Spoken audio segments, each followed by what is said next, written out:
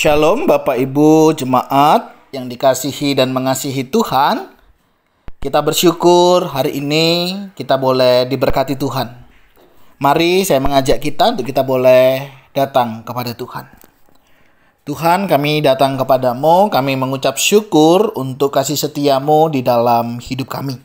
Kami bersyukur Tuhan kalau hari ini Engkau boleh sekali lagi menyapa kami dan mengingatkan kami untuk setiap berkat yang sudah kami terima.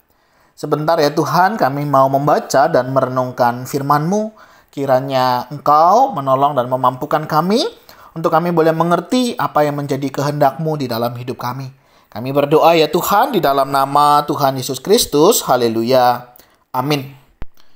Bapak Ibu Saudara yang dikasihi dan mengasihi Tuhan, ayat renungan kita hari ini terambil dari kitab Yeremia pasal yang ke-52, ayat yang pertama hingga ayatnya yang ke-30. Saya akan membacakan ayat yang pertama hingga ayatnya yang ketiga.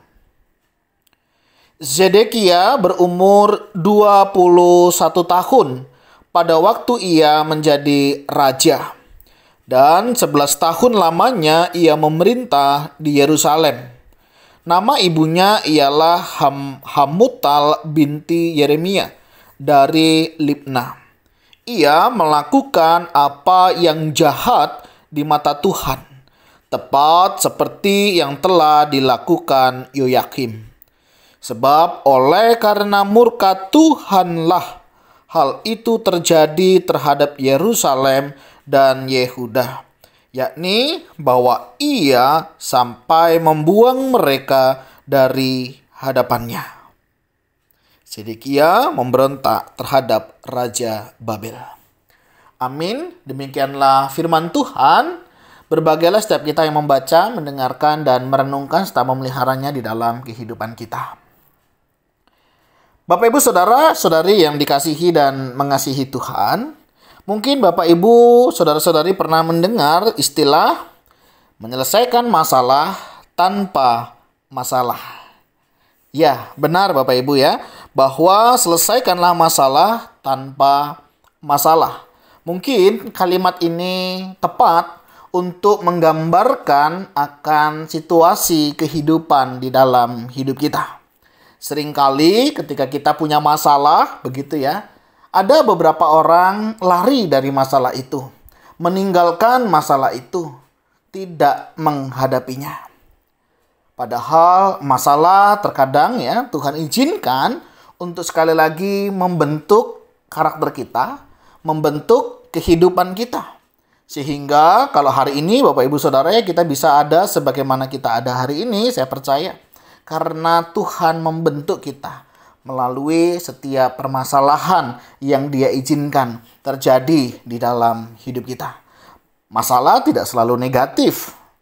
Masalah bisa juga menjadi positif ketika kita bisa menyingkapinya dengan baik. Ya, pergumulan, masalah yang Tuhan izinkan tentunya juga pasti ada sesuatu yang baik di dalamnya. Ketika kita bisa mengambil hikmahnya. Masalahnya adalah ketika kita menghadapi masalah, tidak menghadapinya. Tetapi justru lari dari masalah itu. Atau justru membuat masalah yang baru. Tidak sedikit ya dalam kehidupan rumah tangga, dalam kehidupan keluarga, ya, dalam kehidupan relasi, dalam pekerjaan, dalam pelayanan.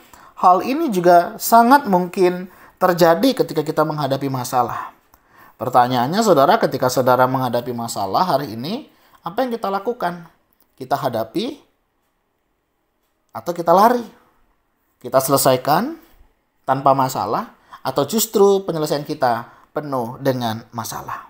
Hari ini Bapak Ibu Saudara, saya mau mengajak kita mau belajar dari seorang Zedekia. Siapa Zedekia? Dia adalah seorang raja yang Tuhan percayakan juga untuk memimpin pada saat itu. Tetapi ada masalah, ya memang benar ya. Usia waktu dia menjadi seorang raja dikatakan dia baru berumur 21 tahun. Dan dia hanya 11 tahun lamanya memerintah di Yerusalem. Nah, saudara tahu selama 11 tahun apa yang dilakukannya? paling tidak ya, dia banyak melakukan hal-hal yang jahat di mata Tuhan ya. Seperti ayat yang kedua di sana dikatakan, bahkan hal itu tepat seperti yang telah dilakukan oleh Yoyakim. Jadi Zedekia ini Bapak Ibu Saudara ya, dalam hidupnya dia melakukan kejahatan, melakukan hal-hal yang tidak berkenan di hadapan Tuhan. Nah, sebagaimana kita tahu, tetap harus ada harga yang akan dibayar. Istilahnya, apa yang kau tanam, itu juga yang engkau akan tuai. Bukankah begitu juga di dalam kehidupan kita Bapak Ibu, ketika kita melakukan sesuatu, tentunya akan ada harga yang akan kita bayar. Mungkin tidak sekarang, mungkin bukan kita, tetapi bisa jadi waktu yang akan datang, ataupun anggota keluarga kita yang akan memetiknya. Oleh sebab itu penting sekali ketika kita mau ngambil sebuah keputusan, sebuah tindakan, karena apa? Setiap pilihan apapun itu ada konsekuensinya. Ada harga yang harus dibayar. Termasuk apa yang dilakukan oleh Zedekia. Sebenarnya sebelum di pasal 52 ini, Yeremia pernah mengingatkan Zedekia akan apa yang seharusnya dia lakukan untuk menerima konsekuensi ya, atau harga yang harus dia bayar atas apa yang dia lakukan. Pada saat itu firman Tuhan mengatakan, ya sudah, kamu terima saja konsekuensinya. Biarlah apa yang dilakukan Babel itu menjadi sebuah harga yang harus kamu bayar sebagai konsekuensi atas dosa dan pelanggaran yang kamu perbuat. Kalau kamu menerimanya, kamu dan keluargamu akan selamat. Jadi sebenarnya Bapak Ibu Saudara, firman Tuhan sudah mengingatkan Zedekia untuk dia legowo, menerima konsekuensi dari apa yang harusnya dia terima. Tetapi kenyataannya, Zedekia memilih untuk mengambil jalan yang lain. Yaitu apa? Dia lari meninggalkan apa yang seharusnya dia hadapi. Yang akhirnya justru dia dan para pengikutnya, termasuk para prajuritnya, bahkan keluarganya, ditangkap. Bukan hanya ditangkap, tetapi anak-anaknya harus dia lihat bahwa anak-anaknya menanggung apa yang seharusnya tidak ditanggung. Anaknya disembelih dan dia melihat di depan matanya. Seandainya Zedekia ini mau taat pada firman Tuhan, seandainya dia mau lebih bersabar sedikit lagi, mungkin ceritanya akan lain. Tetapi Alkitab hari ini, firman Tuhan hari ini memberikan dengan gamblang. Ketika Zedekia tidak dengar-dengaran akan firman Tuhan, ketika Zedekia tidak lagi mau taat kepada Tuhan, ada harga yang jauh lebih mahal yang harus dia bayarkan. Nah, Bapak Ibu Saudara, hal ini tentunya memberikan banyak pelajaran buat kita. Yang pertama, ketika kita melakukan dosa, ketika kita melakukan kejahatan, ketika kita melakukan hal yang tidak berkenan di hadapan Tuhan, kita harus sadari di hadapan Tuhan. Kita harus berani mengakui.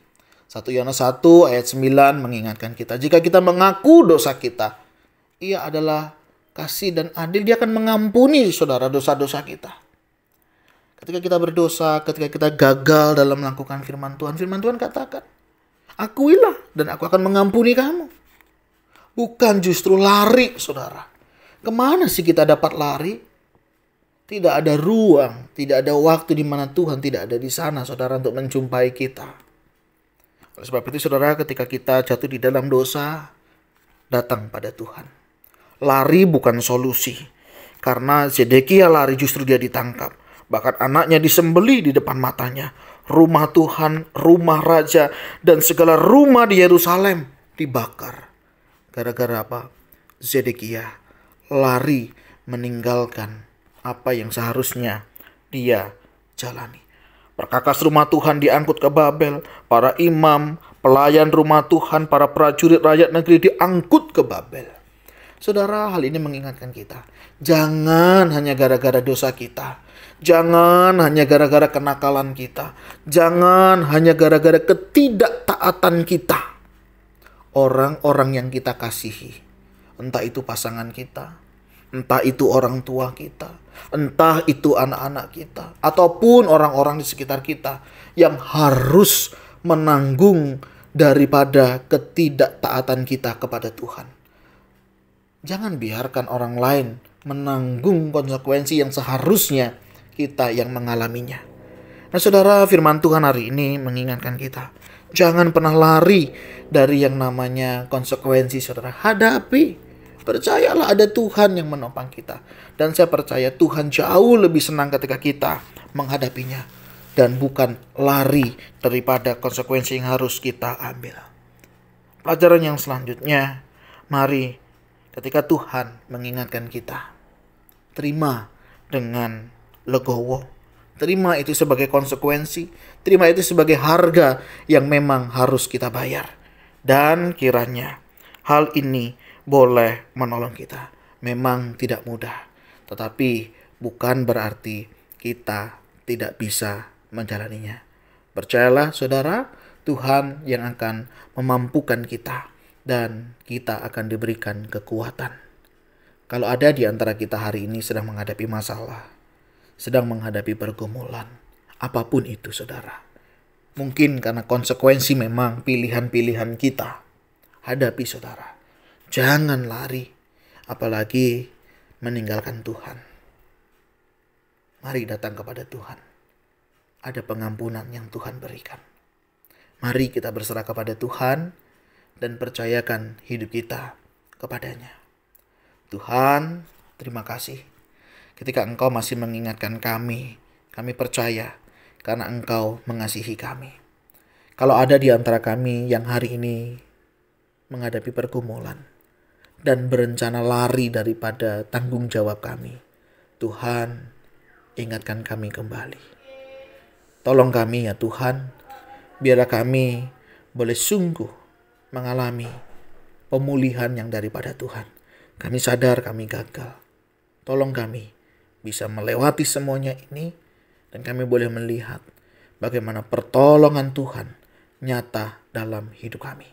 Kami berdoa jika ada di antara saudara-saudara kami yang hari ini lari dari kenyataan, lari daripada panggilan, lari daripada apa yang seharusnya mereka hadapi.